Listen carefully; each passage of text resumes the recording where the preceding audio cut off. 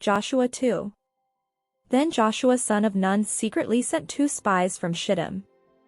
"Go, look over the land," he said, "especially Jericho." So they went and entered the house of a prostitute named Rahab and stayed there. The king of Jericho was told, "Look, some of the Israelites have come here tonight to spy out the land."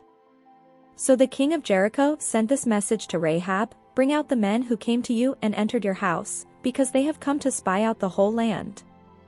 But the woman had taken the 2 men and hidden them. She said, "Yes, the men came to me, but I did not know where they had come from." At dusk, when it was time to close the city gate, they left. "I don't know which way they went. Go after them quickly. You may catch up with them." But she had taken them up to the roof and hidden them under the stalks of flax she had laid out on the roof. So the men set out in pursuit of the spies on the road that leads to the fords of the Jordan, and as soon as the pursuers had gone out, the gate was shut. Before the spies lay down for the night, she went up on the roof and said to them, "I know that the Lord has given you this land and that a great fear of you has fallen on us, so that all who live in this country are melting in fear because of you. We have heard how the Lord dried up the water of the Red Sea for you when you came out of Egypt, and what you did to Sihon and Og, the 2 kings of the Amorites east of the Jordan, whom you completely destroyed. When we heard of it, our hearts melted in fear and everyone's courage failed because of you, for the Lord your God is God in heaven above and on the earth below. Now then, please swear to me by the Lord that you will show kindness to my family, because I have shown kindness to you. Give me a sure sign that you will spare the lives of my father and mother, my brothers and sisters, and all who belong to them, and that you will save us from death." "Our lives for your lives," the men assured her. "If you don't tell what we are doing, we will treat you kindly and faithfully when the Lord gives us the land." So she let them down by a rope through the window, for the house she lived in was part of the city wall.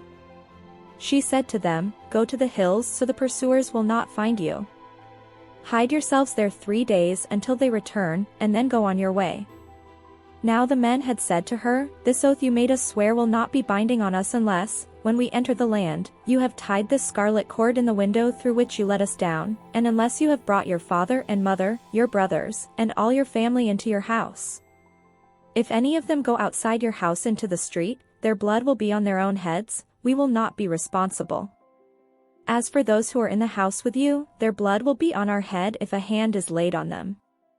But if you tell what we are doing, we will be released from the oath you made us swear." "Agreed," she replied. "Let it be as you say."